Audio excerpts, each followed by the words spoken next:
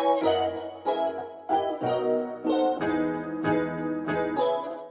guys, it's Appleminte. Welcome back again to my channel. So for today's video, I thought I'd do something a little bit different.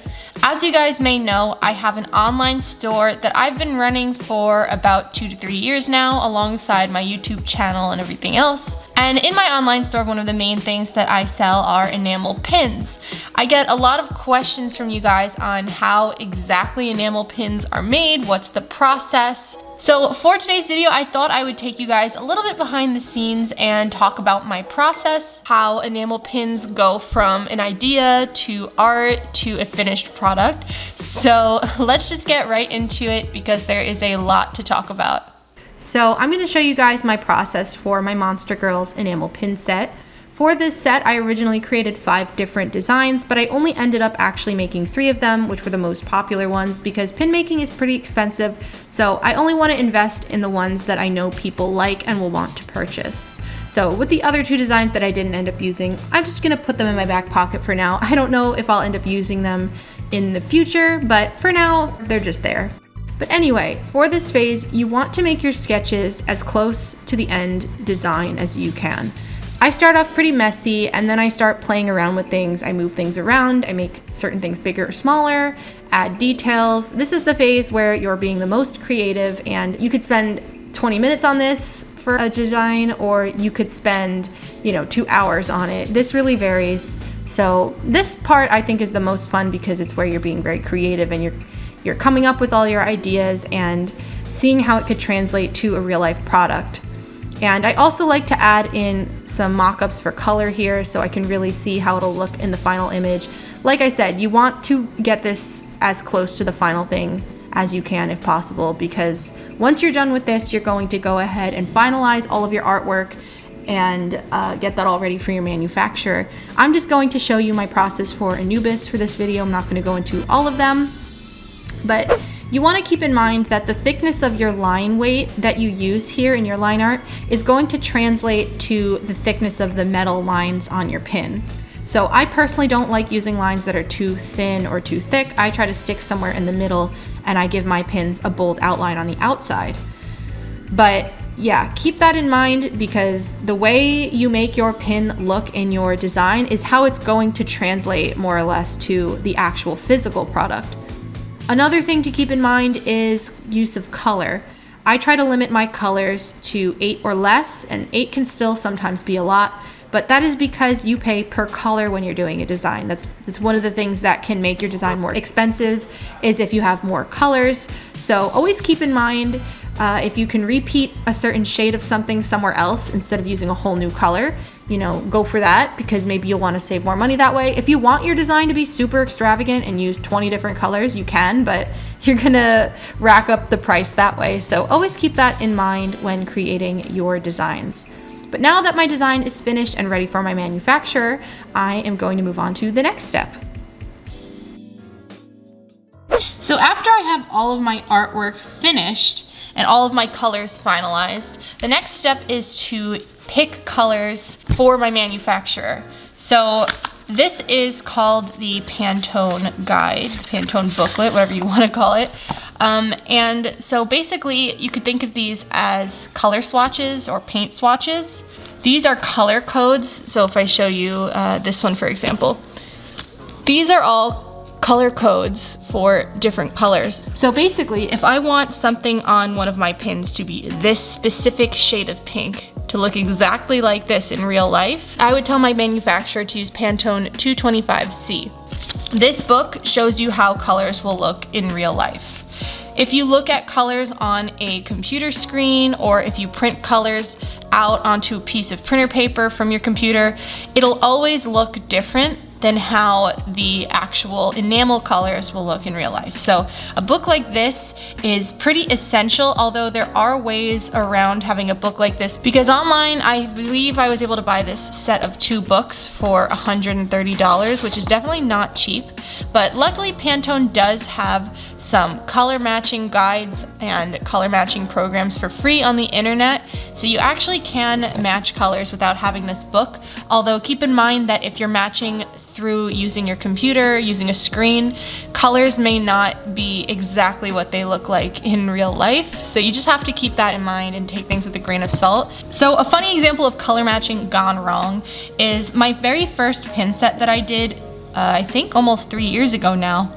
I did Sailor Moon dogs and cats from Sailor Moon. So that was my first line of pins. And when I did this set, I did not have this book. So I basically was just kind of Googling colors to use that I thought closely matched my artwork.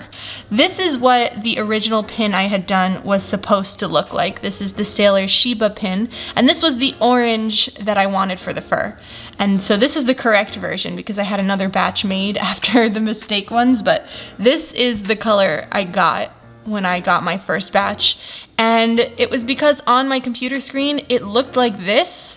And when I got it in person, it was a neon orange. So then when I checked this color that I had used against the actual booklet, I realized I was actually using neon orange, but my computer screen did not tell me that. It showed up completely different. It didn't show the neon properly. So yeah, that is one thing that can happen if you're not using the proper things to color match. So you just have to be really careful with that.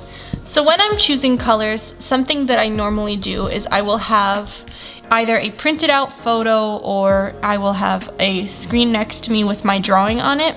And then what I will do is I will take my Pantone booklet and I will just kind of look to see if I can find something that is similar to each color. So if we're to start, for example, with the light yellow that you see on her cheek, I would go through my yellows, which are in the front, and then I would take time matching different ones against different parts of this. And sometimes it's just about eyeballing it for me. I've done this so many times now. I think I've made like 150 pins that I just kind of can eyeball it and I know what some of these look like in real life. So for example, I used 7403C for all of the light yellows in this piece. And so I repeat this process. It's very tedious. This is the most tedious part of making pins, is choosing the colors out of the booklet. And this is also the most stressful part because you want to make sure what you choose actually works with everything else that you're choosing. After this is done and I have every single color chosen, I go into my software on my computer. I use Medibang Paint, but it's just a free software that I put everything together on. And as you can see, what I do is I lay out all of my artworks down onto a little kind of reference sheet that I make for the manufacturer. Then I go ahead and I do a little color pick, a little color swatch from each color that is within the artwork, and I put it on the side next to the artwork. And from there, I go ahead and I write down all of the color codes that I went ahead and I chose.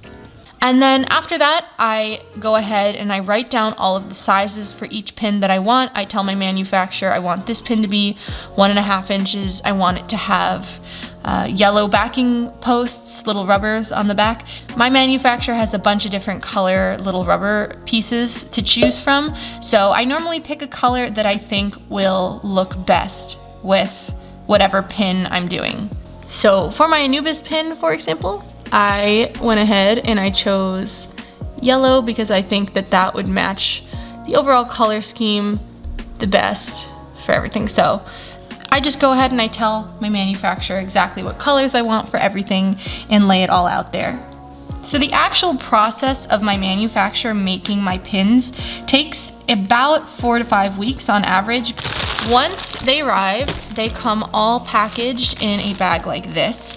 And each pin is individually wrapped in plastic. Now, I know that this is not the most eco-friendly thing, and I am not a big fan of the little plastics either, because for each pin, when I have to send them out, I have to one by one open them and then toss it, and it is a waste of plastic. So something that some manufacturers are starting to do is if you request it, you can potentially ask them to wrap each pin in groups of tissue paper and everything so that you waste less plastic. So that is something I might swap over to. Anyway, when my pin comes in, this is how they look. So here is the back. For this one, I chose black nickel for the metal plating.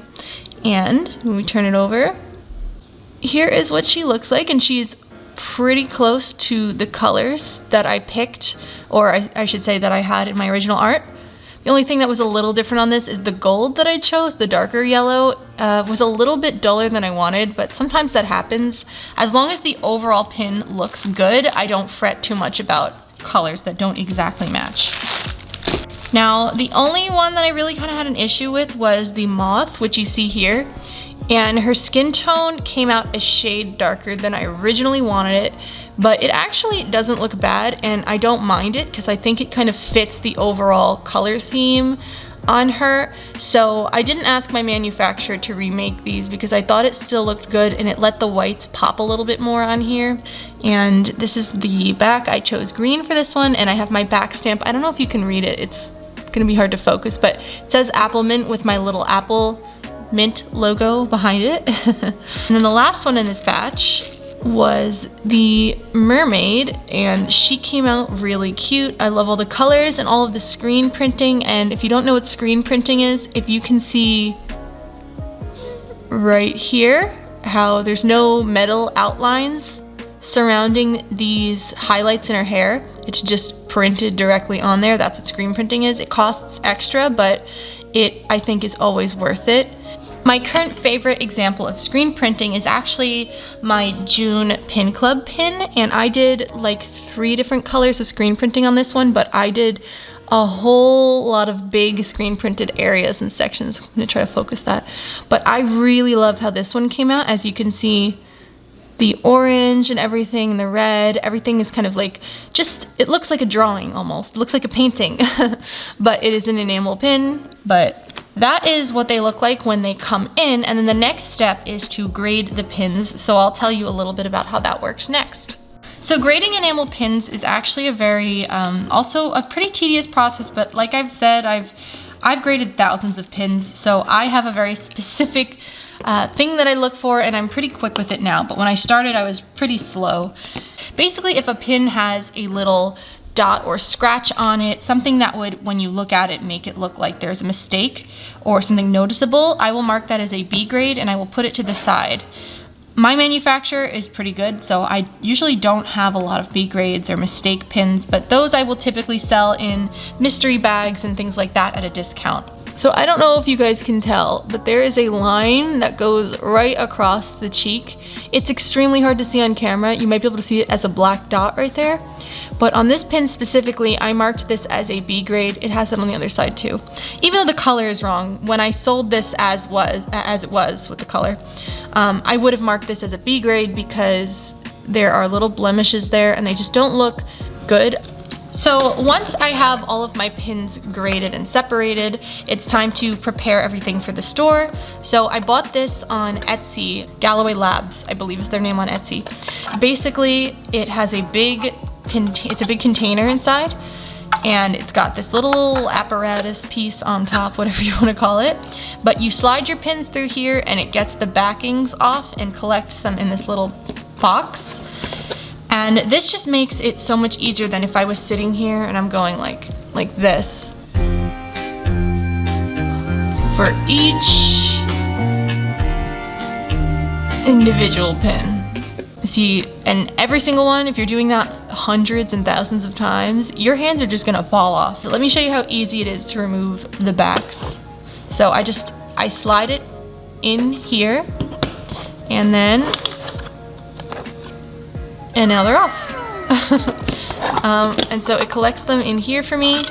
And once I have them all done, I'll typically do like 50 at a time or something. They're ready for my backing cards, which here's just one of them. I have a bunch of different designs. So I basically just center the pin like that and I push it through.